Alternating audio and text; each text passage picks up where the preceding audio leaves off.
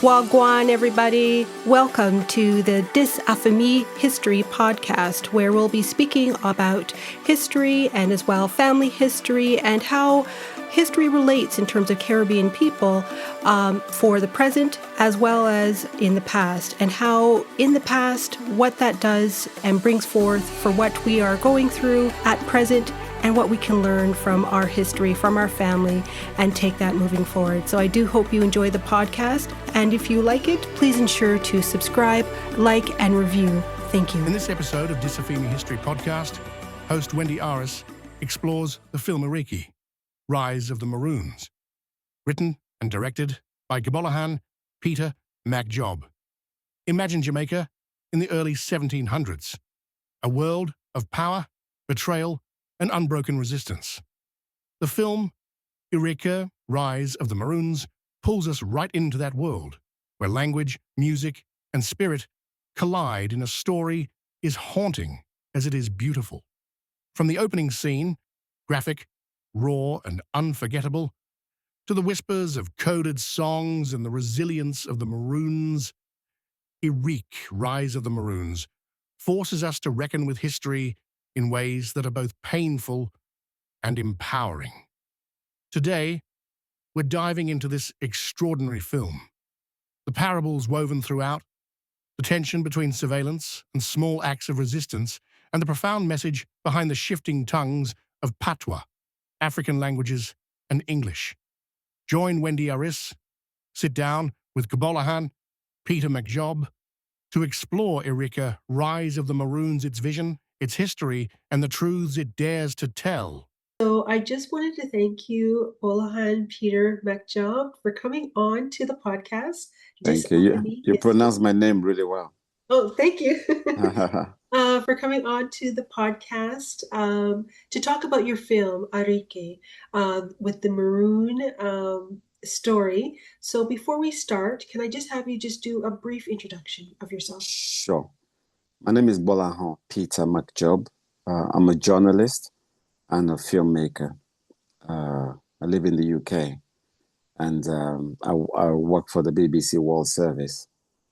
But I'm now segueing into filmmaking, where I want to tell important African stories. I saw this film just recently, I guess August. Today is September as we're recording, but August 29th. And your film, it's set in Jamaica from 1728 to 1740. Sure. Could you share why this period was taken and what significance it holds in the broader history of enslavement and resistance? I think I wanted to tell this story within that time span because it was when the rebellion, the Maroon rebellion, was set up, happened within that space of time. And I wanted to establish that within the film of a group of African slaves who escaped, who fought back against the violence and mistreatment of the slavers and just felt like enough was enough, ran off into the hills. And when the slavers went to apprehend them, they had resulted into tribal tactics, what they used to do back in the continent when they had civil war between themselves and tribal wars between themselves. The things that they used to do, they went back to that. Of course, fueled by African spirituality, Obia, Voodoo, Ifa, whatever it was. And so I needed to capture that moment, was why I decided to do it, to establish the film within that space of time of when that thing happened. So it's a work of fiction, but it's inspired by true accounts. So I wanted to bring it closer to home as much as possible, by stating those locations, like this happened in Jamaica, because it was in Jamaica that this happened. And it was at the slave plantation that this happened, etc., etc. So hence why I dropped those little pointers there. Mm-hmm. And before we go on, can you just define what Maroons are? So, Maroons, according to historical account, was a name given to escaped slaves by the Spanish, I think from the word say Maroon is where the Maroons come from. But Maroons, by definition, is the name given to the a group of African slaves who rebelled and escaped and then formed themselves into a militia and started to sack every slave plantation.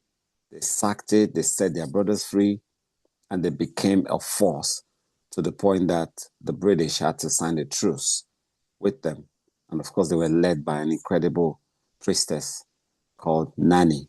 And, some people say she's probably Nana, which is an Ashanti name, because most of the slaves were Ghanaians, present day Ghanaians, Nigerians, Igbos, Yorubas, a mixture of all those tribes. So, yes. No, perfect. Thank you. And then your title, Ireke, itself is powerful. What does Ireke mean, and how does it tie into the themes of the film? So Ireke is the pronunciation, and Ireke in Yoruba means sugarcane. For those who don't know, sugarcane is a particular kind of fruit that grow up in our climate within the Caribbean and Africa, and it's absolutely delicious. But that was the plantation. It was during the Industrial Revolution in Europe, and sugar was a core business that they were making. So the sugarcane plantation in the Caribbean was where they used a lot of slave labor that they brought from Africa. So I wanted to use that title to spark a conversation off the cuff. Ireke, Rise of the Maroons. So it's not just Ireke, because if Ireke on its own could be misconstrued. Okay. Historically, people use it to like a derogative phrase to describe the Caribbean, etc. Whereas I wanted to take ownership of that name and redefine it. So Ireke, just a Yoruba name for sugarcane, Rise of the Maroon as a rider, because I made this film as a local language movie. So it was important for me that the title be in local language as well. Yeah. No, thank you. And of course, language, because I know when I was watching the film, that seemed to really pop out to me. And of course, the sound design, really does grab the viewer with dialogue shifting between Patois, native tongues, and English. Was this intentional? And what message were you hoping to convey through that linguistic interchange? I think I just wanted to throw everything into it and the kitchen sink.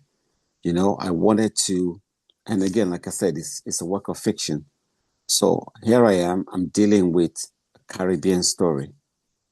These are Jamaicans at some point after years of enslavement, right?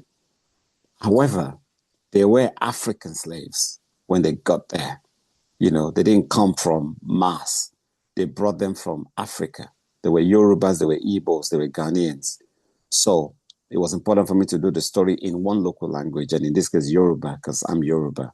So I do that. But then I felt like it would be such a waste not to have the local Creole, the patois playing up in this movie, because the slaves created their own language at some point to confuse the master. So I'm thinking, yeah, we need to have as much patois as we can. Also, as a homage to the ancestors who came up with that idea, and I just felt like this film is so layered. This story is so layered that you can barely do everything. But I felt like as much as I can do, I will do. Any opportunity to bring that, let me bring that. So how about I let them speak patois when they are together? The challenge I then had was these are Nigerian actors who didn't have patois dialect.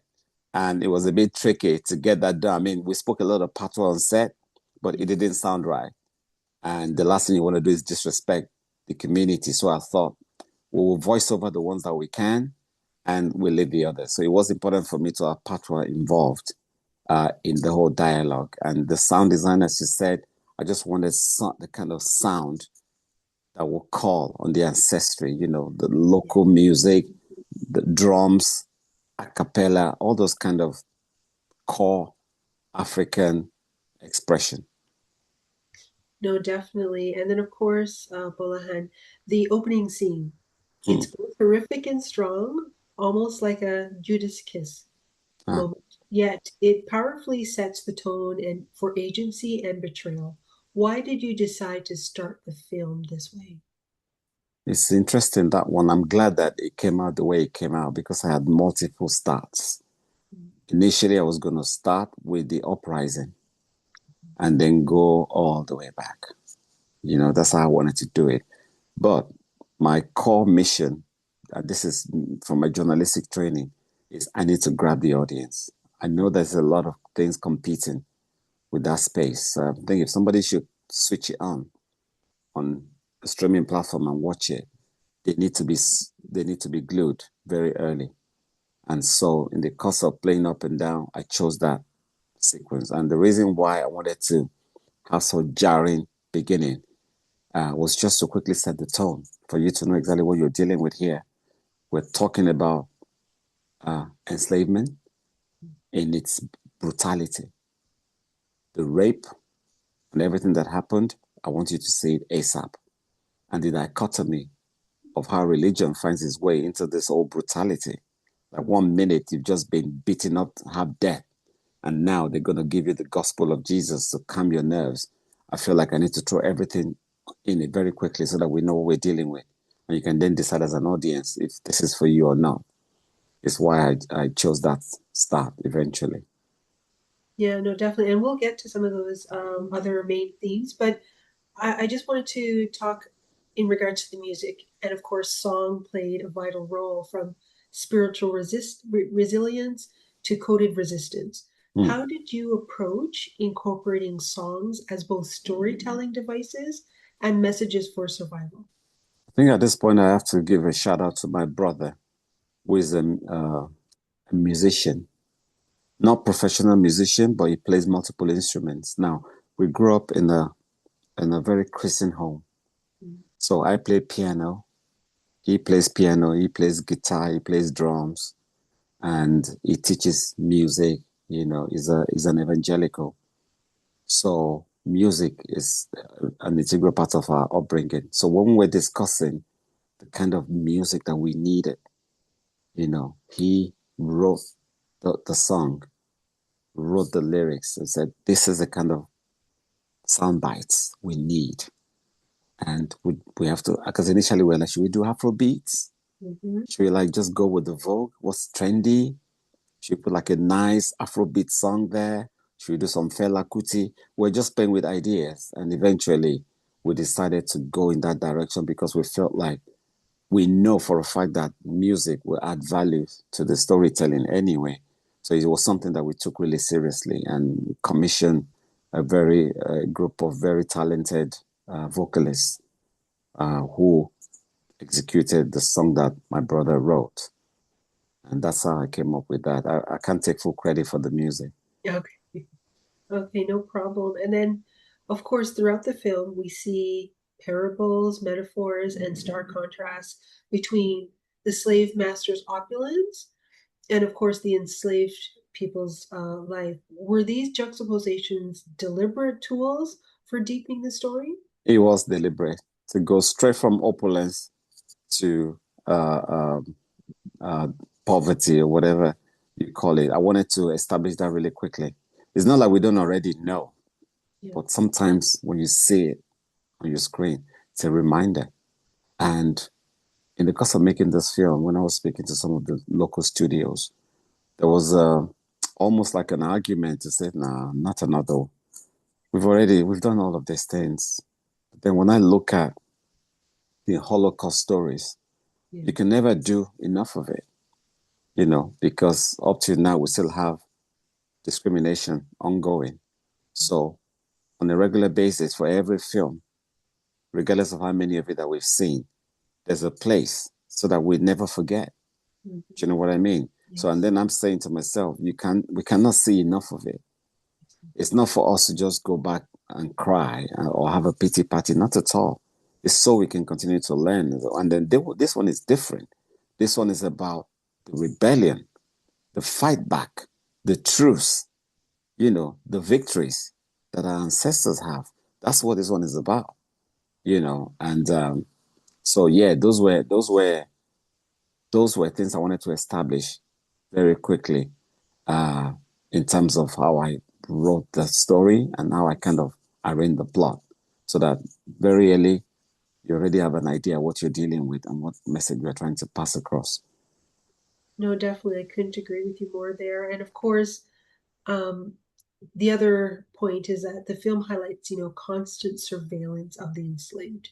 Why Yes. did you feel it was important to make this presence so visible to the audience? Because in most films, it's not. That's interesting. I think it came from the place of research. Mm.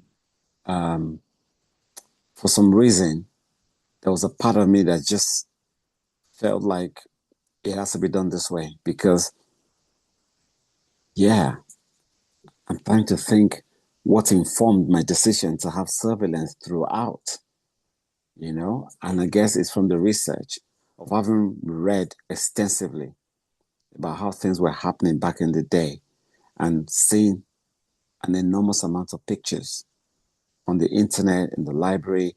There's just an ever presence of the slavers with their guns and their whip, either on horseback, watching them work in the plantation, on the balcony with their gun and their hat in a relaxed atmosphere, but armed anyway, just in case anybody tries anything funny, they can shoot them from afar. And I think once I got that established and I saw that they were always present, regardless of how small they were in numbers, I thought, in the course of writing, I always thought, yeah, I needed them to be there, which then speaks to the level of planning and execution for our ancestors to be able to pull off that rebellion. They must have planned and timed it with military precision to say, this is when we strike and this is how we move, and anticipate that there's going to be gunfire. And as you can see in the film, I made sure that it wasn't unbelievable. I tried to make it as realistic as possible. So they had moments when it could be sloppy or not thought out through, but the bottom line is they were ready to go. And it was like once it was go time, there was no stopping. The revolution had begun, and here we are today as a result of that. Exactly. And then, of course, the film does, of course, have moments of small but meaningful resistance. Singing to protect one's spirit, reclaiming time, even the irony of church services translated across languages. How do these quiet acts shape the larger narrative of rebellion? Because all this, even the big rebellion or the big hoo-ha, it starts with small projects, small thinking, small plots, small plans. So I know that in their little pockets, when they gathered and had a conversation, they thought it through and got people to believe in them and then went out there to execute it. So I felt like, again, I wanted to capture it in as closer to accuracy as possible, but also I wanted it to be realistic. You don't want to create some false vibe or false impression or some kumbaya story that's not realistic, because then that would do it a disservice for the young people who didn't know that this happened. I realized even a lot of older people didn't know that this happened. I saw people in their 60s and late 50s. I said to me, I'm hearing this for the first time. So, but for the young person that's coming across my movie, I don't want it to just be a fictitious story. I want them to realize how methodical our ancestors were, regardless of how dehumanized they had been.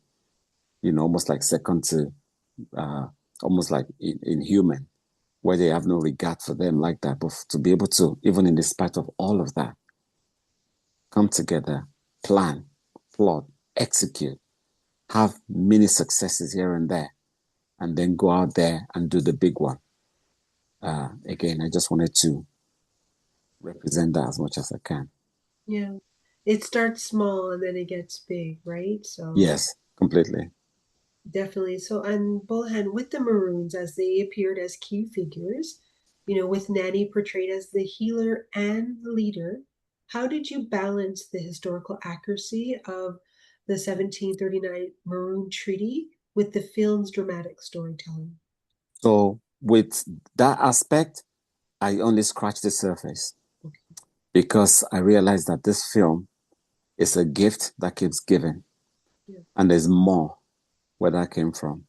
So Ireke, Rise of the Maroon is an introduction. Once we start speaking to the big studios, we have the capacity of making this a series where we can rinse out the storytelling very well. The nanny is not somebody you can reflect in 2 or 3 or 4 occurrences in the movie. She's an entire institution whose story needs to be told really well. So there is that. The entire Maroon exercise, the military execution of the Maroon, it's a beautiful story of revolution that needs to be showcased higher than the film was able to reflect it. And so what I've just done so far is introduce to the world who these people are through my film, and then getting ready to make a sequel and possibly a series once we get big studio buy-ins. But from the level of indie and for the very shoestring budget that we used to film it, I really couldn't do as much justice as I would love to. I didn't want it to be sloppy. So in terms of accuracy, again, it remains a work of fiction. But the bottom line is, from the accuracy aspect of it, the nanny did lead this rebellion. She was the one that inspired them, and they had confidence in her because they felt like she had spiritual powers, and that they were going to be guided and nothing was going to happen to them. So she probably have said, I've consulted the oracle, it's all going to be fine. Let's go. So they took her word for it and they went out to do it. And so I know that's in the books historically. So I reflected that in the movie and just left it there nice and sweet. Which is great. And, the themes of betrayal and manipulation reoccur in the movie. Like Simon revealing his plans for personal gain or the priest's hypocrisy with his mixed race child. How do these subplots speak to the larger power dynamics you wanted to expose? Apart from just the power dynamics, just the bits again that we try not to speak about in terms of the complicity of our people as well in the course of this horrible time in our history, that our own family members, our own community members played a role, in some of the misfortune that we went through. So I wanted to establish that. Is why there's a couple of plots of betrayal, because that had to happen before they were able to get into our system. There was a crack which was caused by betrayal, and I just wanted again to make sure that this storytelling was as fair and balanced as possible. So it's not tilted to one side where we just want to blame the West for what they've done, which the blame is apportioned adequately from the course of the film. But then also, let's have a moment to address community members who played a role in that, who sold people out, or family members who betrayed their loved ones, or even within the slaves, the house slaves who would rather make the master happy and mistreat their fellow kinsmen, all of those things. Again, in the course of my research, I found out that these were the case, so I thought I wanted to reflect everything. I didn't want it to be one way. I wanted it to be balanced.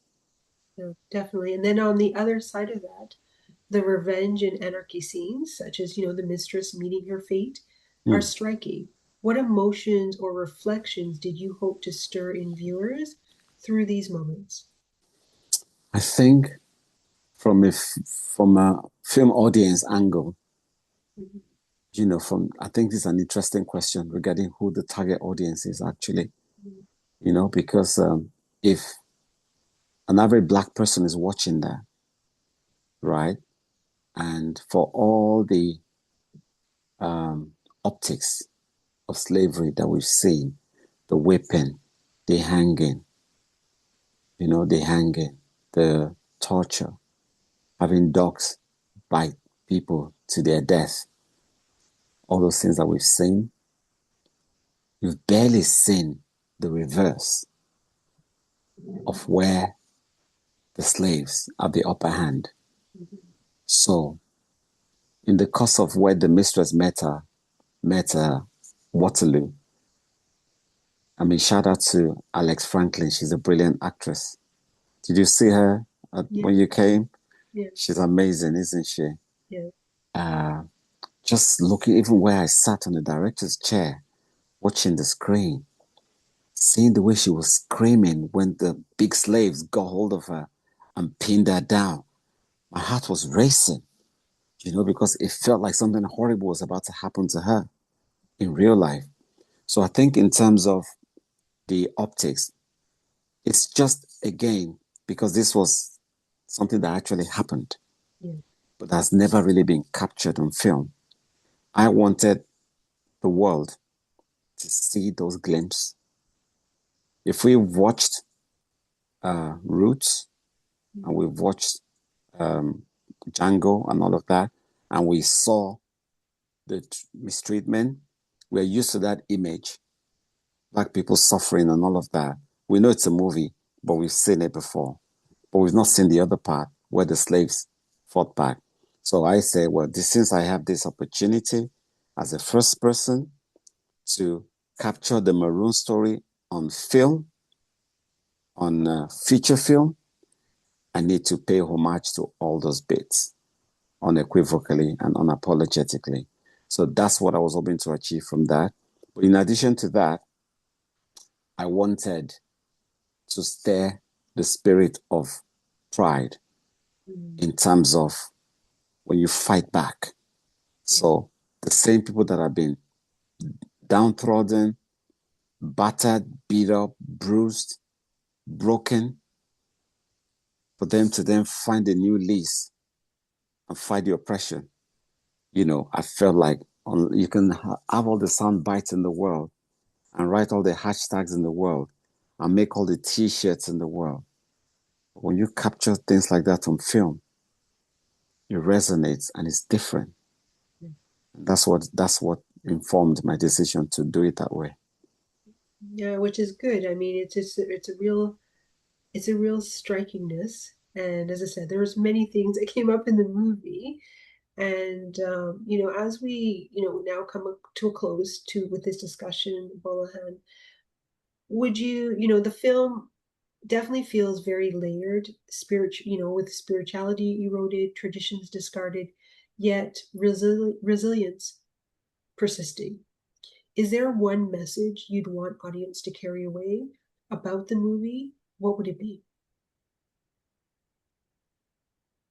To reconcile with our history, there's a renaissance happening right now, the African Renaissance, the call to the motherland. You've heard about the year of the return. You have the likes of Spike Lee, Ciara, visiting the continent of Africa. This film is to remind you that this is the time of the Renaissance, and the Renaissance in its entirety.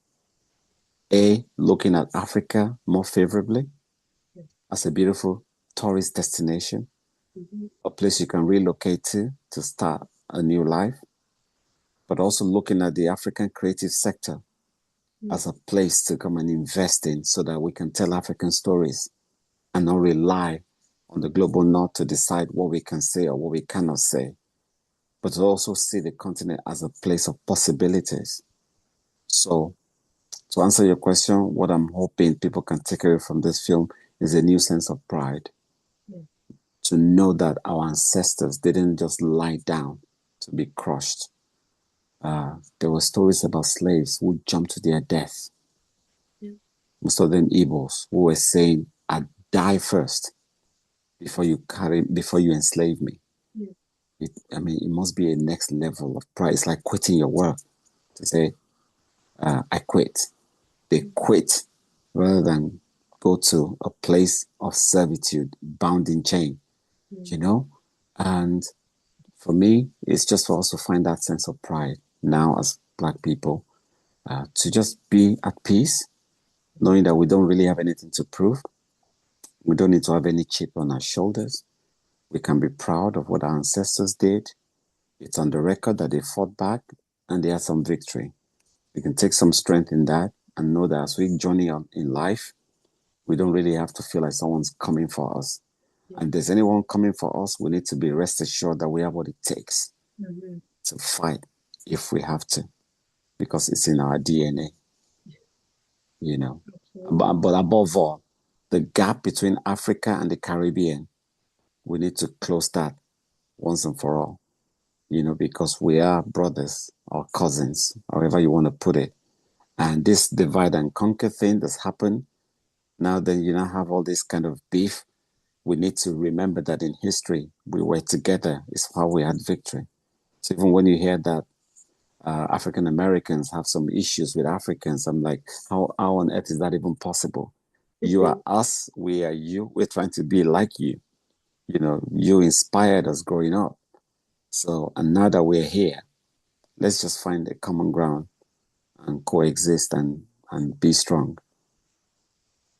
Yes, definitely, because there is definitely a lot of work that's being done to bridge that connection from the continent to the Caribbean. So I do want to thank you so much for coming on and speaking about your film. Thank you. It was great, and but I will make sure all information is in the show notes so people can connect and follow through. So again, Gbolahan, thank you so much for coming on to the podcast. Pleasure. How do I pronounce this program? It's Disafemi. What does that mean? This is mine. This is my history. So when you're saying it, you're just repeating it, saying, "This is my history." Yeah, that's brilliant. That's a great title, because this is our history. The Maroons story is our history. It's not just the Caribbean story, it's an African story. And I feel privileged and honored to be the one to tell it first. So I'm very grateful for that. I feel like the ancestors gave me a task, and I hope I've done the task to their satisfaction. Thank you. Cheers. Hoped you enjoyed this episode, and if you did, please make sure to like, follow, subscribe, and write a review for the episode wherever you listen to your podcast. Thank you.